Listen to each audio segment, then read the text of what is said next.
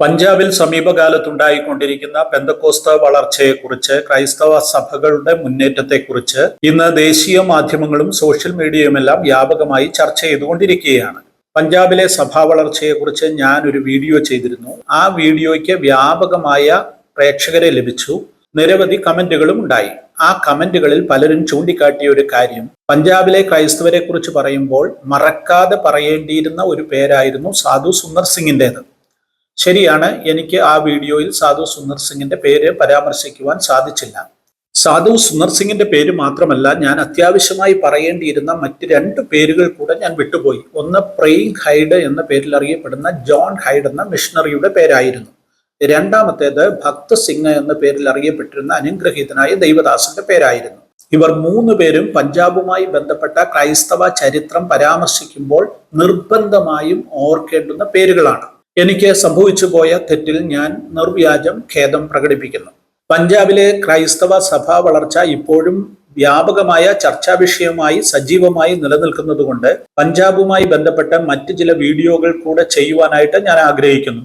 ഇന്ന് ഭക്ത് സിംഗിനെ കുറിച്ച് സംസാരിക്കാം. സ്കൂൾ വിദ്യാഭ്യാസ കാലത്ത് കയ്യിൽ കിട്ടിയ ബൈബിൾ ചീന്തി എറിഞ്ഞ ഒരു സിഖ് വിദ്യാർത്ഥിയായിരുന്നു ഭക്ത് സിംഗ്. അദ്ദേഹം പിന്നീട് ഇന്ത്യ മുഴുവൻ അറിയപ്പെടുന്ന ഇളക്കിമറിക്കുന്ന ഒരു സുവിശേഷ പ്രഭാഷകനായി മാറിയ കഥ ആവേശകരമാണ്. ആ കഥയിലേക്ക്, പഞ്ചാബിലെ സർഗോദ ജില്ലയിലെ ജോയ ഗ്രാമത്തിൽ ഒരു കോട്ടൺ വ്യവസായിയായിരുന്ന ലാൽ ജവഹറിന്റെയും ലക്ഷ്മിഭായിയുടെയും മകനായിട്ടാണ് 1903 ജൂൺ 6 ഭക്ത് സിംഗ് ഛബ്ര ജനിച്ചു. ബ്രിട്ടീഷ് ഭരണകാലഘട്ടത്തിലെ സമ്പന്നനായ ഒരു കോട്ടൺ വ്യവസായിയായിരുന്നു ഭക്ത് സിംഗിന്റെ പിതാവായ ലാൽ ജവഹർ. അതുകൊണ്ട് തന്നെ അദ്ദേഹത്തിന്റെ മകന് ഉന്നതമായ വിദ്യാഭ്യാസം നൽകണമെന്ന് ആ പിതാവ് ആഗ്രഹിച്ചു. നല്ല ഒരു മിഷൻ സ്കൂളിൽ മകനെ ചേർക്കുകയും ചെയ്തു. ചെറുപ്പം മുതൽ അങ്ങനെ ബോർഡിങ്ങിൽ നിന്നാണ് ഭക്ത് സിംഗ് തന്റെ വിദ്യാഭ്യാസം ആരംഭിക്കുന്നത്. ക്രിസ്തീയ മിഷൻ സ്കൂളിലാണ് പഠിക്കുന്നതെങ്കിലും ആ കാലം മുതൽ തന്നെ ക്രിസ്ത്യാനികളോട് വലിയ വെറുപ്പായിരുന്നു ഭക്ത് സിംഗിനുണ്ടായിരുന്നത്. അതിന് പ്രധാനമായ കാരണം ആ ബാലകന്റെ മനസ്സിൽ ഇന്ത്യ ഭരിക്കുന്ന ബ്രിട്ടീഷുകാരോടുണ്ടായിരുന്ന സ്വാഭാവികമായ എതിർപ്പാണ്. മാത്രവുമല്ല, ആ സ്കൂളിൽ ബഹുഭൂരിപക്ഷം വരുന്ന ഹൈന്ദവരും സിഖുകാരും മുസ്ലിങ്ങളും ചുരുക്കമായ ക്രിസ്തീയ വിദ്യാർത്ഥികളോട് വിവേചനപരമായി തന്നെയായിരുന്നു പ്രവർത്തിച്ചിരുന്നത്. സ്വാഭാവികമായും ഭക്ത് സിംഗും ആ കൂട്ടത്തിൽ കൂടി. ക്രിസ്ത്യാനികളായ വിദ്യാർത്ഥികളോട് മിണ്ടുവാൻ പോലും ഭക്ത് സിംഗിന് ബാല്യത്തിൽ താല്പര്യമില്ലായിരുന്നു. ഇന്റർമീഡിയറ്റ് പരീക്ഷ മികച്ച നിലയിൽ പാസ്സായി കഴിഞ്ഞപ്പോൾ ഭക്ത് സിംഗിന് സ്കൂൾ അധികൃതർ ഒരു സമ്മാനം നൽകി. മനോഹരമായ ലെതർ ബൈൻഡിട്ട ഒരു ബൈബിളായിരുന്നു അത്. സമ്മാനമായി ലഭിച്ച ഈ ബൈബിൾ ക്രിസ്ത്യാനികളോടും സുവിശേഷത്തോടും മിഷണറിമാരോടുമുള്ള എതിർപ്പിന്റെ പ്രതികരണം എന്നുള്ള നിലയിൽ കീറി എറിഞ്ഞുകൊണ്ടാണ് ഭക്ത് സിംഗ് പ്രതികരിച്ചത്. അങ്ങനെ കീറി എറിഞ്ഞ ബൈബിളിന്റെ മനോഹരമായ പുറംചട്ട മാത്രം, ആ ലെതർ ബൈൻഡിട്ട പുറംചട്ട മാത്രം ഭക്ത് സിംഗ് സൂക്ഷിച്ചു വെച്ചു. സിഖ് മത ആചാരപ്രകാരം, അനുഷ്ഠാനങ്ങൾ പ്രകാരം ഗുരുദ്വാരകൾ സന്ദർശിച്ചും ഒത്തിരി നന്മ പ്രവൃത്തികൾ ചെയ്തുമൊക്കെയായിരുന്നു ഭക്ത് സിംഗിന്റെ ബാല്യകാലം ചിലവഴിച്ചിരുന്നത്. 12ാമത്തെ വയസ്സിൽ തന്നെ ഭക്ത് സിംഗ് വിവാഹിതനായി. രമാഭായി എന്നായിരുന്നു ഭാര്യയുടെ പേര്. വിവാഹിതനായെങ്കിലും തന്റെ വിദ്യാഭ്യാസം തുടർന്നു. വിദ്യാഭ്യാസ കാലഘട്ടത്ത് അദ്ദേഹം തുടർച്ചയായി കാണുന്ന ഒരു സ്വപ്നമുണ്ടായിരുന്നു. ആ സ്വപ്നത്തെക്കുറിച്ച് അദ്ദേഹം ഇങ്ങനെയാണ് പറയുന്നത്: ഉയർന്ന ഒരു മലയിലേക്ക്, ഒരു കൊടുമുടിയിലേക്ക് അദ്ദേഹം വളരെ കഷ്ടപ്പെട്ട് കയറി ചെല്ലുകയാണ്. അങ്ങനെ കയറി ചെല്ലുന്ന ഓരോ പ്രാവശ്യവും അദ്ദേഹം ഏറ്റവും മുകളിലെത്തുമ്പോൾ താഴേക്ക് എടുത്തെറിയപ്പെടും. വന്നു വീഴുന്നത് കൂർത്തുമൂർത്ത കല്ലുകളിലേക്കാണ്. ആ കല്ലുകൾ അദ്ദേഹത്തിന്റെ ശരീരം തുളച്ച വാരിയെല്ലുകളിലൊക്കെ കൊള്ളും. അതിഭീകരമായ വേദന ശരീരത്തിൽ അനുഭവിക്കും. അങ്ങനെ വേദന അനുഭവിച്ച് അബോധാവസ്ഥയിലേക്ക് പോകും. ഈ അബോധാവസ്ഥയിൽ ഉണരുമ്പോൾ ഒരു മെത്തയിലാണ് കിടക്കുന്നത്. പട്ട് തലവണയിൽ കെട്ടിപ്പിടിച്ചുകൊണ്ടുള്ള കിടപ്പ് സുഖകരമായൊരു കിടപ്പാണ്, ഒരു സ്വർഗീയ അനുഭൂതി. താൻ അനുഭവിച്ച അതിവേദനയിൽ നിന്ന് മനോഹരമായ ഈ അവസ്ഥയിലേക്ക് എടുത്തെറിയപ്പെടുന്നത് കൊണ്ടും സുഖകരമായൊരു സ്വപ്നമായി ഇത് പരിണമിക്കപ്പെടുന്നത് കൊണ്ടും വീണ്ടും വീണ്ടും ഈ സ്വപ്നം കാണുവാൻ ഭക്ത് സിംഗ് ആഗ്രഹിച്ചു. അങ്ങനെ അനേക തവണ ഈ സ്വപ്നം അദ്ദേഹം കണ്ടിട്ടുണ്ട്. തന്റെ ജീവിതത്തിന്റെ ആകെത്തുക എടുത്ത് പരിശോധിക്കുമ്പോൾ തനിക്കുണ്ടായ ആത്മീയ അനുഭവങ്ങളുടെ ഒരു നിഴലായിരുന്നു ഈ സ്വപ്നങ്ങളെന്ന് അദ്ദേഹം തന്നെ പറഞ്ഞിട്ടുണ്ട്. പഞ്ചാബ് യൂണിവേഴ്സിറ്റിയിൽ നിന്ന് ബിരുദ പഠനം പൂർത്തിയാക്കിയപ്പോൾ ഭക്ത് സിംഗിന് വലിയൊരു ആഗ്രഹം, ഇംഗ്ലണ്ടിൽ പോയി ഉപരിപഠനം നടത്തണം. അതിനുവേണ്ടി ആഗ്രഹിക്കുകയും പിതാവിനോട് ഈ കാര്യം പറയുകയും ചെയ്തു. എന്നാൽ മകനെ ഇംഗ്ലണ്ടിലേക്ക് അയക്കുവാൻ ധനികനായ ആ പിതാവിന് ഒരു താല്പര്യവും ഉണ്ടായിരുന്നില്ല. സാമ്പത്തികമല്ല പ്രശ്നം, തന്റെ മകൻ തന്നോടുകൂടെ ഈ കോട്ടൺ വ്യവസായത്തിൽ ഏർപ്പെടണം എന്നുള്ളതായിരുന്നു ആ പിതാവിന്റെ ആഗ്രഹം. മൂത്ത പുത്രൻ തന്റെ വ്യവസായങ്ങൾ ഏറ്റെടുക്കണമെന്നുള്ള പിതാവിന്റെ ആഗ്രഹത്തിൽ തെറ്റു പറയുവാൻ സാധിക്കുകയില്ലല്ലോ. എന്നാൽ മാതാവ് വ്യത്യസ്തമായി ചിന്തിച്ചു. മാതാവ് മകനോട് പറഞ്ഞു, ഞാൻ അപ്പനോട് പറയാം, ഞാൻ സമ്മതിപ്പിക്കാം, നീ എനിക്കൊരു വാക്ക് തരണം, ഒരു കാരണവശാലും സിഖ് മതം മാറുകയില്ല എന്ന് നീ തീരുമാനിക്കണം. ഭക്ത് സിംഗിനെ സംബന്ധിച്ചിടത്തോളം അങ്ങനെ ഒരു വാക്ക് കൊടുക്കുന്നതിന് ഒരു ബുദ്ധിമുട്ടുമില്ലായിരുന്നു. കാരണം അവന് ക്രിസ്തു മതത്തോടും സുവിശേഷത്തോടും ശക്തമായ എതിർപ്പാണുള്ളത്. അതുകൊണ്ട് തന്നെ അവൻ അമ്മയ്ക്ക് വാക്ക് കൊടുത്തു, അമ്മേ, ഞാൻ ഒരു കാരണവശാലും സിഖ് മതം വിട്ട് അതിന്റെ പാരമ്പര്യങ്ങൾ വിട്ട് മാറിപ്പോവുകയില്ല. അങ്ങനെ അമ്മയുടെ നിർബന്ധത്തിന് വഴങ്ങി പിതാവ് മകനെ ഇംഗ്ലണ്ടിൽ ഉപരിപഠനത്തിന് അയക്കുവാൻ തീരുമാനിച്ചു. 1926 ഭക്ത് സിംഗ് ഇംഗ്ലണ്ടിലെത്തി. ലണ്ടനിലെ കിങ്സ് എഞ്ചിനീയറിംഗ് കോളേജിൽ മെക്കാനിക്കൽ എഞ്ചിനീയറിംഗ് വിദ്യാർത്ഥിയായി പഠനം ആരംഭിച്ചു. ഇവിടെ രസകരമായ ഒരു കാര്യം കൂടെ ഭക്ത് സിംഗിന്റെ ജീവിതത്തിൽ ഉണ്ടാകുന്നു. ശരിക്കും അന്നത്തെ കാലത്ത് 80 രൂപ മതി ഭക്ത് സിംഗിന് ഒരു മാസത്തെ തന്റെ സാധാരണ ചെലവുകൾ നിർവഹിക്കാനായിട്ട്. കോളേജിലെത്തി ഒരു മാസം കൊണ്ട് തന്നെ ഈ കാര്യം അവന് ബോധ്യമായി. എന്നാൽ പിതാവ് അയച്ചു കൊടുക്കുന്നത് അതിലും കൂടുതൽ തുകയാണ്. അപ്പോൾ അതുകൊണ്ട് 80 രൂപ അയച്ചാൽ മതി എന്ന് പിതാവിന് കത്തെഴുതാനായിട്ട് അവൻ ചിന്തിച്ചു. അങ്ങനെ കത്തെഴുതുവാൻ തീരുമാനിച്ച സന്ദർഭത്തിൽ തന്റെ ഒരു സ്നേഹിതൻ, സഹവിദ്യാർത്ഥി അവനോട് പറഞ്ഞു, തൽക്കാലം നീ അങ്ങനെ കത്തെഴുതണ്ട, നിനക്ക് കുറച്ച് പണം ആവശ്യമുണ്ടാകുമല്ലോ, അതുകൊണ്ട് വീട്ടിൽ നിന്ന് പണം അയച്ചു കൊള്ളട്ടെ, നീ അത് സൂക്ഷിച്ചാൽ മതിയല്ലോ. ഏതായാലും ഭക്ത് സിംഗ് അത് സമ്മതിച്ചു. പിന്നെ ഓരോ മാസവും 250 രൂപ, 300 രൂപ തുടങ്ങി പല തുകകൾ തനിക്ക് ചെലവുണ്ടാകുന്നു എന്ന് വീട്ടുകാരെ ബോധ്യപ്പെടുത്തുകയും അങ്ങനെയുള്ള തുകകൾ അവന് വന്നുകൊണ്ടേയിരുന്നു. ഒടുവിൽ ഒരു സെമസ്റ്റർ അവസാനിക്കുമ്പോഴേക്ക് അവന്റെ അക്കൗണ്ടിൽ 1600 രൂപ ചെലവുകൾ കഴിഞ്ഞ് ബാക്കിയുണ്ടായിരുന്നു. ഇംഗ്ലണ്ടിലെത്തി 3 മാസം വരെ സിഖ് നിയമങ്ങൾ അനുസരിച്ചും മതപരമായ ചടങ്ങുകൾ അനുഷ്ഠിച്ചും തന്നെയാണ് ഭക്ത് സിംഗ് ജീവിച്ചത്. എന്നാൽ പതിയെ അതിന് മാറ്റം വന്നു തുടങ്ങി. തന്റെ സഹവിദ്യാർത്ഥികളായ ബ്രിട്ടീഷുകാരെ പോലെ ആഡംബരപൂർണമായ ഒരു ജീവിതത്തെക്കുറിച്ച് അവൻ സ്വപ്നം കണ്ടു തുടങ്ങി. ഒടുവിൽ 6 മാസമായപ്പോഴേക്ക് ഭക്ത് സിംഗ് തന്റെ സിഖ് സമുദായത്തിന്റെ പാരമ്പര്യത്തിന്റെ ഭാഗമായ, വിശ്വാസത്തിന്റെ ഭാഗമായ ദീക്ഷ വടിച്ചു കളഞ്ഞു. തന്റെ മുടി മുറിക്കുകയും ചെയ്തു. മുടി മുറിച്ച് ഷേവ് ചെയ്ത് സുന്ദരനായ ഈ ചെറുപ്പക്കാരൻ അവന്റെ മനസ്സിൽ കരുതി, ഞാൻ ഒരു നിരീശ്വരവാദിയായിരിക്കുന്നു, ഞാൻ ഒരു സോഷ്യലിസ്റ്റ് ആയിരിക്കുന്നു, ഞാൻ ആധുനികനും പരിഷ്കാരിയുമായ ഒരു മനുഷ്യനായിരിക്കുന്നു എന്ന ചിന്ത അവന്റെ മനസ്സിനെ മതിച്ചു. തന്റെ പുതിയ ജീവിത രീതികൾ തനിക്ക് സന്തോഷം നൽകുമെന്നാണ് ഭക്ത് സിംഗ് ചിന്തിച്ചത്. അതിനുവേണ്ടി അവൻ ആർഭാടപൂർണമായ ജീവിതം നയിക്കുവാൻ തുടങ്ങി. ധാരാളം പണം കയ്യിലുണ്ട്, ഇഷ്ടം പോലെ സ്നേഹിതരുണ്ട്, പുകവലി ആരംഭിച്ചു, മദ്യപാനം ആരംഭിച്ചു, ക്ലബ്ബുകളിലും നൃത്തശാലകളിലും സ്ഥിരം സന്ദർശകനായി. ഇങ്ങനെയൊക്കെ ജീവിതത്തിന്റെ ഒരു ഉന്മാദാവസ്ഥയിലേക്ക് ഭക്ത് സിംഗ് മാറ്റപ്പെട്ടു. നൈമിഷികമായ സന്തോഷങ്ങളുടെ പുറകെ ഭക്ത് സിംഗ് യാത്ര ചെയ്തുകൊണ്ടേയിരുന്നു. ഇംഗ്ലണ്ടിൽ ആദ്യം എത്തിയപ്പോൾ അവിടുത്തെ വൃത്തിയുള്ള തെരുവുകളും സംസ്കാര സമ്പന്നരായ ജനങ്ങളെയും ഒക്കെ കണ്ടപ്പോൾ വിദ്യാഭ്യാസം കൊണ്ട് തന്റെ രാജ്യത്തും ഇതുപോലെ മാറ്റങ്ങൾ ഉണ്ടാകുമെന്നും, സംസ്കാരവും വൃത്തിയും ശുചിത്വമുള്ള തെരുവുകളും ഒക്കെ ഉണ്ടെങ്കിൽ ജനങ്ങൾക്ക് സന്തോഷമുണ്ടാകുമെന്നുമൊക്കെ ഭക്ത് സിംഗ് ചിന്തിച്ചിരുന്നു. എന്നാൽ താനൊരു ആധുനിക മനുഷ്യനായി ആർഭാടപൂർണമായ വസ്ത്രങ്ങൾ ധരിച്ച് ക്ലബ്ബുകൾ കയറി ഇറങ്ങി മദ്യപിച്ചും പുകവലിച്ചും ഒക്കെ ആനന്ദപൂർണമായ ഒരു ജീവിതം നയിച്ചിട്ടും ആത്യന്തികമായി തന്റെ ജീവിതത്തിൽ, തന്റെ മനസ്സിൽ ഒരു സമാധാനവും ഇല്ലെന്നുള്ള കാര്യം വളരെ പെട്ടെന്ന് ഭക്ത് സിംഗ് തിരിച്ചറിഞ്ഞു. അവൻ തന്റെ സ്നേഹിതരായ പലരോടും ചോദിക്കുവാൻ തുടങ്ങി, നിങ്ങൾക്ക് സന്തോഷമുണ്ടോ? ആ ചോദ്യം തന്നെ വളരെ അപ്രസക്തമായ ഒരു കാര്യമായിട്ടാണ് പലരും അവനോട് സംസാരിച്ചത്. എങ്കിലും മനസ്സിന്റെ ഉള്ളിൽ ഒരു ശൂന്യത ഭക്ത് സിംഗിന് അനുഭവപ്പെട്ടുകൊണ്ടേയിരുന്നു. ഭക്ത് സിംഗിന്റെ ജീവിതം ഇങ്ങനെ മുന്നോട്ട് പോയി. 1928 ഇംഗ്ലണ്ടിലെ സഹവിദ്യാർത്ഥികൾ അവധിക്കാലത്ത് കാനഡയിലേക്ക് ഒരു യാത്ര നടത്തുവാൻ തീരുമാനിച്ചു. അങ്ങനെ അവധിക്കാല യാത്രയിൽ ഭക്ത് സിംഗും കാനഡയിലേക്ക് യാത്ര തിരിച്ചു. ആഡംബരപൂർണമായ ഒരു കപ്പലിലാണ് യാത്ര. കപ്പലിൽ നിരവധി വിനോദങ്ങളുണ്ട്. എല്ലാവരും വിനോദങ്ങളിൽ പങ്കെടുക്കുന്നു. എന്നാൽ ഒരു ഞായറാഴ്ച ദിവസം അവിടെ ഒരു അനൗൺസ്മെന്റ് ഉണ്ടായി. കപ്പലിലെ ഫസ്റ്റ് ക്ലാസ് ഏരിയയിൽ ഒരു ആരാധന നടക്കുന്നു, ക്രിസ്തീയ ആരാധന. ഇതുവരെ ഒരു ക്രിസ്തീയ പള്ളിയിലും പോയിട്ടില്ലാത്ത, ഒരു ആരാധനയിലും പങ്കെടുത്തിട്ടില്ലാത്ത ഭക്ത് സിംഗ് മറ്റുള്ളവരോടൊപ്പം ആ ആരാധനയിൽ പങ്കെടുത്തു. ഏറ്റവും പുറകിലെ ഒരു സീറ്റിൽ പോയിരുന്നു. അവിടെ മനോഹരമായ ഗാനങ്ങൾ ആലപിക്കുന്നത് കേട്ടു. കുറച്ചു കഴിഞ്ഞപ്പോൾ ഒരാൾ പ്രസംഗിക്കുന്നു. പ്രസംഗ സമയത്ത് ബോറടിച്ച് ഭക്ത് സിംഗ് ഉറങ്ങിപ്പോയി. എന്നാൽ പ്രസംഗം കഴിഞ്ഞ് വീണ്ടും ആരാധന തുടരുകയാണ്. ആളുകളെല്ലാവരും മുട്ടുകുത്തി നിന്ന് പ്രാർത്ഥിക്കുന്നു. ഭക്ത് സിംഗിന്റെ ആത്മാഭിമാനം അവനെ മുട്ടുകുത്തുവാൻ അനുവദിച്ചില്ല. ഞാനൊരു ഭാരതീയനാണ്, സിഖുകാരനാണ്, എനിക്ക് ഈ ക്രിസ്തീയ ആരാധനയിൽ മുട്ടുകുത്തേണ്ട കാര്യമില്ല. എന്നാൽ എല്ലാവരും മുട്ടുകുത്തി നിന്നപ്പോൾ താൻ മാത്രം കസറയിൽ ഇരിക്കുന്നത് അഭംഗിയാണെന്ന് തിരിച്ചറിഞ്ഞ ഭക്ത് സിംഗും മുട്ടുകുത്തി അല്പനേരം കഴിഞ്ഞപ്പോൾ അവന്റെ ശരീരം വിറയ്ക്കുവാൻ തുടങ്ങി. എന്തോ അസാധാരണമായ ഒരു ശക്തി തന്റെ മേലേക്ക് വരുന്നതായി ഭക്ത് സിംഗിന് ഫീൽ ചെയ്തു. വല്ലാത്തൊരു സന്തോഷം കൊണ്ട് ഹൃദയം നിറഞ്ഞു. അവന്റെ അധരങ്ങൾ ചലിച്ചു തുടങ്ങി. യേശുവേ, ഞാൻ അങ്ങയെ സ്തുതിക്കുന്നു. ആ വാക്കുകൾ അവൻ ഉരുവിട്ടുകൊണ്ടേയിരുന്നു. ആരാധന കഴിഞ്ഞ് എല്ലാവരും മടങ്ങിയപ്പോൾ ഭക്ത് സിംഗും തന്റെ റൂമിലേക്ക് പോയി. പക്ഷേ ഇന്ന് വരെ അനുഭവിക്കാത്ത ഒരു സന്തോഷം അവന്റെ ഉള്ളിൽ ഇങ്ങനെ നിറഞ്ഞു കവിയുന്നത് അവന് മനസ്സിലായി. കാനഡയിലെ 3 മാസത്തെ അവധിക്കാലം. അതിനുശേഷം വീണ്ടും മടങ്ങി ഇംഗ്ലണ്ടിലേക്ക് എത്തി. ഇംഗ്ലണ്ടിലെത്തിയ ഭക്ത് സിംഗ് ഇംഗ്ലണ്ടിലെ അതിമനോഹരമായ പള്ളികൾ സന്ദർശിക്കുവാൻ തുടങ്ങി. അങ്ങനെ പള്ളികൾക്ക് അകത്തേക്ക് പ്രവേശിക്കുമ്പോൾ അവിടെ ഇരിക്കുമ്പോൾ തനിക്ക് ഒരു ശാന്തിയും സമാധാനവും ഒക്കെ അനുഭവപ്പെടുന്നുണ്ടായിരുന്നു. എന്നാൽ പള്ളിയിൽ ധാരാളം ആളുകൾ വരുന്നുണ്ട്. അവിടെ ആരാധനകളൊക്കെ ഒരു ചടങ്ങായി നടക്കുന്നു. അതിലൊന്നും ഒരു പ്രത്യേകതയും ഭക്ത് സിംഗിന് തോന്നിയില്ല.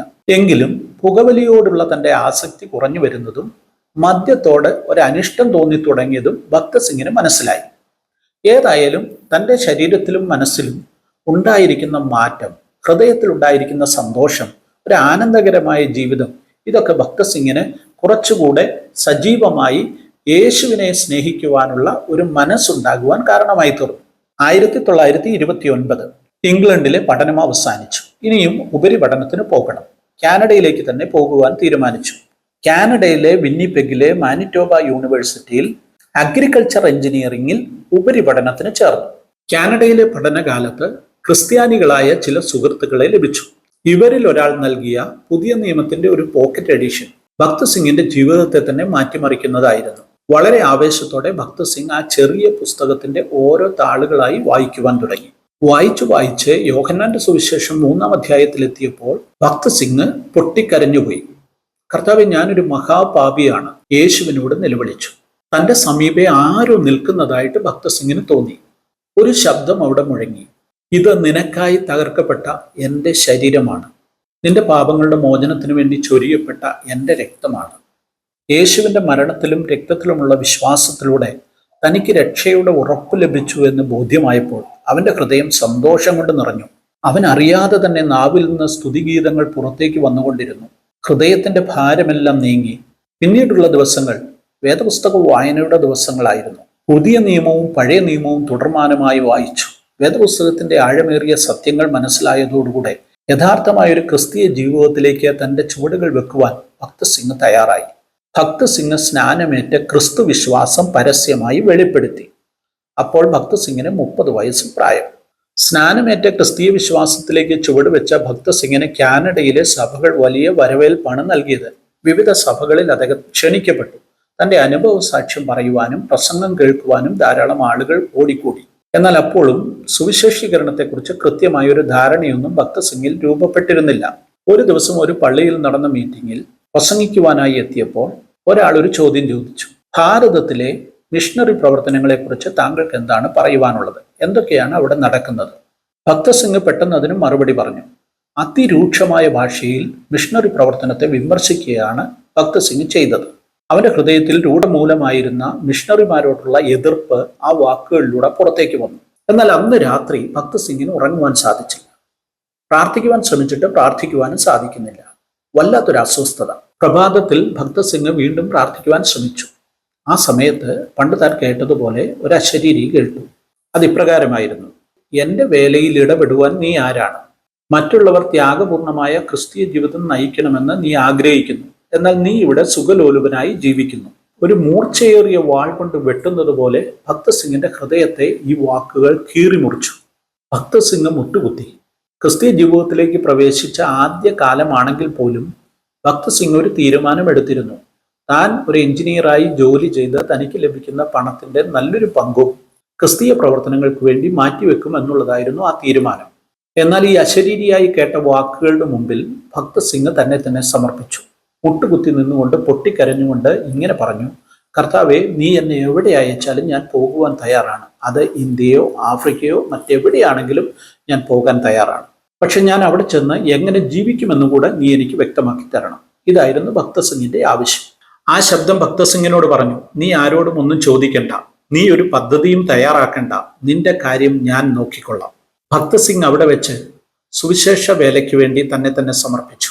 കാനഡയിൽ തുടരുക, ജോലി ചെയ്യുക എന്നുള്ള സ്വപ്നങ്ങളെല്ലാം ഉപേക്ഷിച്ച് ഇന്ത്യയിലേക്ക് മടങ്ങുവാൻ തീരുമാനിച്ചു. ഇപ്പോൾ ഇന്ത്യ വിട്ടിട്ട് 7 വർഷങ്ങളായി. പഠനത്തിനു വേണ്ടി ആദ്യം ഇംഗ്ലണ്ടിലും പിന്നീട് കാനഡയിലും എത്തി. മടങ്ങി ഇന്ത്യയിലേക്ക് പോകുക എന്നുള്ള തീരുമാനം എടുക്കുന്നതിന് മുൻപ് തന്നെ തനിക്കുണ്ടായ മതപരമായ മാറ്റം, തന്റെ വിശ്വാസത്തിലുണ്ടായ മാറ്റം തന്റെ പിതാവിനെ കൃത്യമായി എഴുതി അറിയിക്കുവാൻ ഭക്ത് സിംഗ് ശ്രമിച്ചിരുന്നു. സുദീർഘമായൊരു കത്ത് തന്റെ പിതാവിനെ എഴുതി. ആ കത്തിൽ തനിക്കുണ്ടായിരിക്കുന്ന മാറ്റവും താൻ സിഖ് സമുദായം ഉപേക്ഷിച്ചതും അതിന്റെ കാരണങ്ങളുമെല്ലാം വിശദമാക്കിയിരുന്നു. കുറച്ചുകൂടെ വ്യക്തമായി പിതാവിന് അത് മനസ്സിലാകേണ്ടതിന് വേണ്ടി വേദപുസ്തകത്തിലെ നിരവധി റഫറൻസുകൾ കോട്ട് ചെയ്താണ് ആ കത്ത് തയ്യാറാക്കിയത്. വേദപുസ്തകത്തെക്കുറിച്ചോ അതിലെ വാക്യങ്ങളെക്കുറിച്ചോ ഒന്നും അറിയാത്ത ആ പിതാവ് ആ കത്തുമായി ഒരു ക്രിസ്തീയ മിഷണറിയെ സമീപിച്ചു. ആ പുരോഹിതൻ ഒരു ബൈബിൾ സമ്മാനിച്ചിട്ട് ആ ബൈബിളിൽ നിന്ന് റെഫറൻസുകൾക്കനുസരിച്ച് ആ ഭാഗങ്ങൾ എങ്ങനെ കണ്ടെത്തണമെന്ന് കൂടെ വിശദീകരിച്ചു കൊടുത്തു. ആ ബൈബിളുമായി വീട്ടിലെത്തിയ പിതാവ് ഓരോ ഭാഗങ്ങളായി മകൻ എഴുതിയിരിക്കുന്ന റെഫറൻസുകൾ ഓരോന്നും എടുത്ത് പരിശോധിച്ചു. അതെല്ലാം വായിച്ചു കഴിഞ്ഞപ്പോൾ പിതാവിന് ഒരു കാര്യം ബോധ്യമായി. വെറുതെ ഒരു ആവേശത്തിന് ക്രിസ്ത്യാനിയായി മാറിയതല്ല തൻ്റെ മകൻ. കൃത്യമായ അവബോധത്തോടു കൂടിയാണ് അവൻ മതം മാറിയിരിക്കുന്നത്. മകന്റെ വിശ്വാസപരമായ ബോധ്യങ്ങളെയും മാറ്റങ്ങളെയും ഉൾക്കൊള്ളുവാനും അതിനെ അംഗീകരിക്കുവാനും ആ പിതാവ് തയ്യാറായി. ആ വിവരങ്ങൾ കാണിച്ച് മകൻ ഒരു കത്തെഴുതുകയും ചെയ്തു. 1933 ഏപ്രിൽ 6 ഭക്ത് സിംഗ് കയറിയ കപ്പൽ മുംബൈ തുറമുഖത്ത് അടുത്തു. മകനെ സ്വീകരിക്കുവാനായി പഞ്ചാബിൽ നിന്ന് പിതാവും മാതാവും എത്തിയിരുന്നു. വല്ലാത്തൊരു കൂടിച്ചേരലിന്റെ നിമിഷങ്ങളായിരുന്നു അത്. സുദീർഘമായ 7 വർഷങ്ങൾക്കും ശേഷം മകനെ കാണുന്ന മാതാപിതാക്കളുടെ സന്തോഷം. അപ്പോഴും ആ പിതാവിന്റെ മുഖത്ത് ഒരു തെളിച്ചമില്ലായിരുന്നു. ഈ മകനുമായി താൻ വീട്ടിലെത്തിയാൽ തൻ്റെ നാട്ടിലുള്ളവർ തൻ്റെ മകന്റെ വിശ്വാസ മാറ്റത്തെക്കുറിച്ച്, മതമാറ്റത്തെക്കുറിച്ച് അറിയുമ്പോൾ എന്തു സംഭവിക്കുമെന്നുള്ള ആകുലതയായിരുന്നു ആ പിതാവിന്റെ മനസ്സിനെ മതിച്ചുകൊണ്ടിരുന്നത്. മകനുമായി പിതാവ് ദീർഘമായി സംസാരിച്ചു. നിന്റെ വിശ്വാസത്തെ ഞാൻ അംഗീകരിക്കുന്നു, ഒരു കുഴപ്പവുമില്ല, നീ ഒരു ക്രിസ്ത്യാനിയായി ജീവിച്ചുകൊള്ളൂ. എന്നാൽ വീട്ടിൽ വരുമ്പോൾ നമ്മുടെ നാട്ടിൽ നീ ഒരു സിഖുകാരനായി ജീവിക്കണം, നീ മതം മാറിയെന്നുള്ളത് രഹസ്യമാക്കി വെക്കണം. ഇതായിരുന്നു പിതാവിന്റെ ആവശ്യം. പക്ഷെ തന്റെ വിശ്വാസ പ്രഖ്യാപനങ്ങൾക്ക് വേണ്ടി നാട്ടിലെത്തിയിരിക്കുന്ന ഭക്ത് സിംഗിന് ഒരിക്കലും അത് അംഗീകരിക്കുവാൻ സാധിക്കുകയില്ലായിരുന്നു. വളരെ ദുഃഖത്തോടെ, വേദനയോടെ ആ മാതാപിതാക്കൾ പറഞ്ഞു, നീ ഇനി വീട്ടിലേക്ക് വരേണ്ട. മകനെ മുംബൈയിൽ ഉപേക്ഷിച്ച് അവർ പഞ്ചാബിലേക്ക് മടങ്ങി അതിവേദനയോടെ. മാതാപിതാക്കളാൽ ഉപേക്ഷിക്കപ്പെട്ട ഭക്ത് സിംഗ് മുംബൈയുടെ തെരുവുകളിലൂടെ നടക്കുവാൻ തുടങ്ങി. എങ്ങോട്ട് പോകണം, എന്ത് ചെയ്യണം ഒന്നും അറിയത്തില്ല. നീ ഒരു പദ്ധതിയും തയ്യാറാക്കണ്ട എന്നാണല്ലോ തനിക്ക് കിട്ടിയ ദൈവിക അരുളപ്പാട്. അതുകൊണ്ട് തന്നെ ഒന്നിനെക്കുറിച്ചും ആകുലതകളില്ലാതെ ആ യുവാവ് നടന്നു. കൂട്ടം കൂടി നിൽക്കുന്ന ആളുകളെ കണ്ടപ്പോൾ അവിടെ നിന്ന് യേശുവിനെ കുറിച്ച് പ്രസംഗിച്ചു. പലരും യേശുവിനെ അംഗീകരിക്കുവാൻ തയ്യാറായി. വീണ്ടും നടപ്പ് തുടർന്നു. അവിടെയും ആളുകളെ കണ്ടപ്പോൾ വീണ്ടും പ്രസംഗിച്ചു. ഇങ്ങനെ തെരുവോരങ്ങളിൽ പ്രസംഗിച്ച് ഭക്ത് സിംഗ് യാത്ര ചെയ്തുകൊണ്ടേയിരുന്നു. ഭക്ത് സിംഗിന്റെ പ്രസംഗങ്ങൾ കേട്ട ആളുകൾ ആ ദൈവപുരുഷനെ വീടുകളിലേക്ക് ക്ഷണിച്ചു, അവരുടെ പള്ളികളിലേക്ക് ക്ഷണിച്ചു. വലിയൊരു ആത്മീയ മുന്നേറ്റത്തിന്റെ തുടക്കമായിരുന്നു അത്. ഇതിനിടയിൽ കറാച്ചിയിലുള്ള ഭക്ത് സിംഗിന്റെ പെങ്ങൾ തന്റെ സഹോദരൻ നാട്ടിലെത്തിയിരിക്കുന്നു എന്ന അറിവ് കിട്ടിയപ്പോൾ മുംബൈയിലെ വിലാസം തപ്പിപ്പിടിച്ച് ഒരു കത്തയച്ചു. ആ കത്തിൽ ഇങ്ങനെയായിരുന്നു: നീ കറാച്ചിയിലേക്ക് വരണം.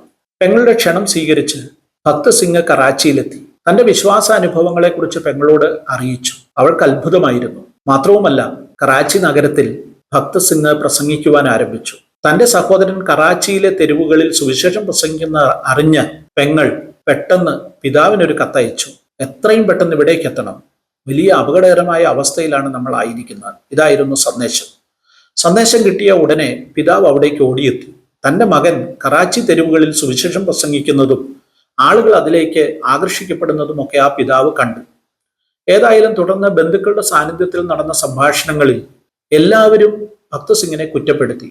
എങ്കിലും ഭക്ത് സിംഗ് പറയുന്നതിൽ എന്തൊക്കെയോ കാര്യങ്ങളുണ്ടെന്ന് ആ പിതാവിന് തോന്നി. അടുത്ത ദിവസങ്ങളിൽ തന്നെ കറാച്ചിയിൽ വെച്ച് ഭക്ത് സിംഗിന്റെ പിതാവ് യേശുവിനെ രക്ഷിതാവായി സ്വീകരിച്ചു. പിതാവിന്റെ മാനസാന്തരം ഭക്ത് സിംഗിന് വലിയ സന്തോഷമായി. പിതാവ് ഭക്ത് സിംഗിനെ വീട്ടിലേക്ക് ക്ഷണിച്ചിട്ടാണ് അവിടെ നിന്ന് മടങ്ങിപ്പോകുന്നത്. കറാച്ചിയിൽ നിന്ന് ഭക്ത് സിംഗ് സിയാൽകോട്ടിലേക്ക് പോയി. സിയാൽകോട്ട് അഭിഭക്ത ഭാരതത്തിലെ പഞ്ചാബിലെ ഒരു സ്ഥലമായിരുന്നു. ഇന്ന് ഈ സ്ഥലം പാകിസ്ഥാനിലെ പഞ്ചാബിൽ ഉൾപ്പെടുന്ന ഒരു ഭൂപ്രദേശമാണ്.